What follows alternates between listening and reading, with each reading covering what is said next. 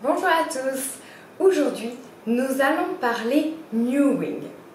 Le mewing, qu'est-ce que c'est? Ça veut dire miaulement en anglais. Et ça vient du docteur Mike Mew, qui est un orthodontiste et qui a mis en place cette technique de développement des mâchoires. Pourquoi donc? Il est parti du principe que notre mâchoire se développait de moins en moins bien et il avait de plus en plus de travail en orthodontie pour récupérer les déséquilibres de la mâchoire.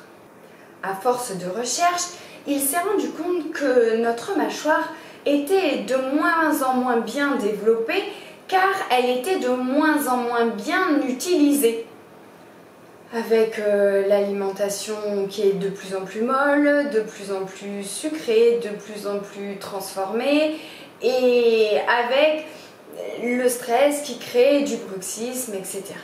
Et il a voulu créer une méthode qui permettait de développer naturellement la mâchoire par des exercices musculaires.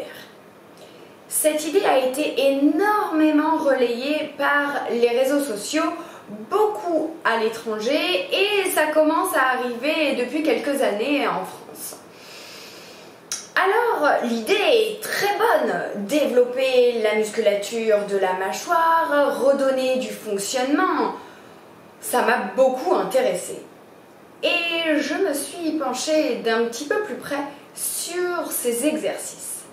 Alors aujourd'hui, on en parle. Le mewing, est-ce que ça marche? À en croire les photos, les vidéos du docteur Mike Mew et de certains patients ou certains youtubeurs qui ont mis en place cette technique sur plusieurs années, on voit des résultats. Et moi je vois aussi quelques problématiques qui sont en train de se dessiner. Alors, le mewing c'est basé sur 3 points. On va les prendre dans l'ordre. Le premier point, c'est que la bouche doit être fermée tout le temps pour permettre une respiration nasale. Alors là, je suis d'accord à 200%. Je vous en ai déjà parlé dans plusieurs vidéos.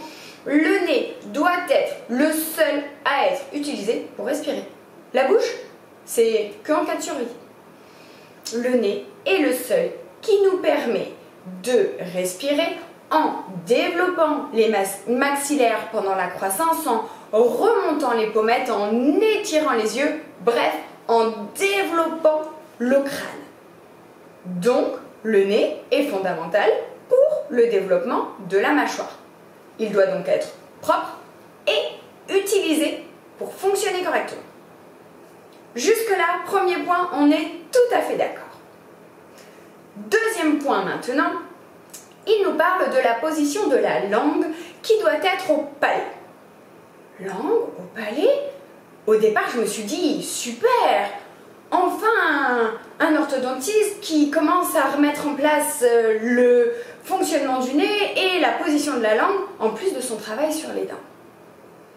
Oui, sauf qu'en regardant d'un petit peu plus près, c'est là où on n'est plus tout à fait d'accord. La position de la langue au repos, je vous en ai déjà parlé dans plusieurs vidéos, elle doit être la pointe sur les petites bosses du palais, les papilles palatines, et le reste de la langue dans le vide, dans cette position-là. Or, lui nous explique que la langue doit être en contact complet avec le palais, en ventouse quoi. Je ne sais pas si vous voyez bien la différence. Par contre, au niveau musculaire, articulaire et vide dans le temps, moi je peux vous expliquer la différence. La langue va effectivement venir se coller au niveau du palais au moment où vous avalez pour pouvoir emmener les aliments vers l'arrière. Oui, nous sommes tout à fait d'accord. C'est un mouvement. Ce n'est pas une contraction permanente. C'est-à-dire que vous utilisez la musculature pour avaler et vous vous remettez en position de repos, qui est uniquement la pointe qui touche au niveau du palais. C'est le même comparatif que quand vous marchez. Quand vous marchez, vous allez développer la longueur du pas et pousser sur vos gros orteils pour vous mettre sur la pointe des pieds et développer votre pas. Ok? Donc vous poussez bien à un moment donné en vous mettant uniquement sur la pointe de vos pieds. Par contre, vous ne passez pas votre journée uniquement sur la pointe des pieds. Eh bien, c'est là où nous ne sommes déjà plus d'accord. Que la langue vienne faire un mouvement pour se coller au niveau du palais, pour avaler, oui, très bien, bien sûr, c'est important. Uniquement quand on avale. Le reste du temps, la langue est en contact uniquement par l'avant, la pointe au niveau du palais.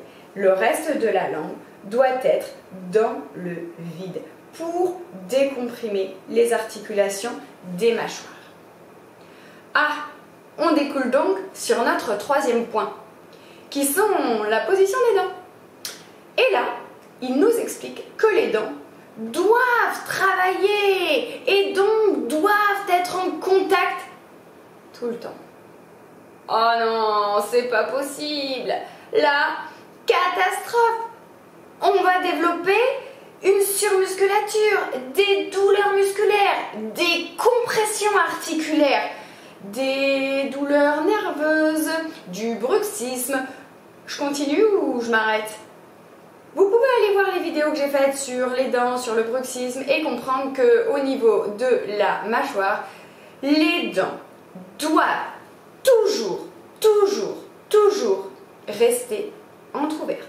Elles ne sont en contact uniquement quand vous mangez pour avoir de la force se développer et pouvoir ensuite récupérer musculairement et se reposer.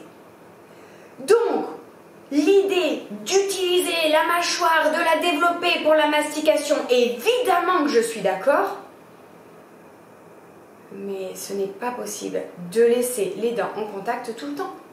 Vous allez les fatiguer la musculature, comprimer vos articulations et vous n'aurez plus ni la force ni la mobilité pour pouvoir utiliser votre mâchoire de manière équilibrée au moment où vous mastiquez, ce qui est quand même ce que vous faites avec vos dents.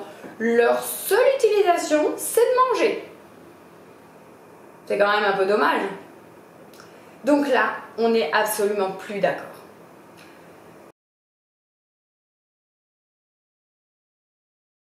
Si je récapitule, on a effectivement 3 points dans notre fonctionnement de visage et dans nos fonctions vitales.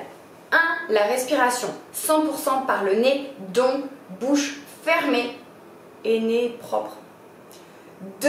La position de la langue au palais, oui, évidemment, uniquement la pointe, pour permettre à la langue de monter, pour avaler et ensuite de se reposer. Et enfin, les dents entrouvertes toute la journée pour qu'elles puissent avoir suffisamment d'énergie pour avoir une contraction puissante au moment où vous mastiquez vos aliments. Pour bien avaler, pour bien mastiquer, pour bien respirer, vous avez des vidéos que je vous mettrai en barre d'infos que j'ai faites sur ces différents points. C'est le fonctionnement de base de votre visage. C'est le fonctionnement de vos fonctions. C'est l'utilisation de vos fonctions vitales. C'est donc très important de les utiliser correctement. Merci et à bientôt. Au revoir.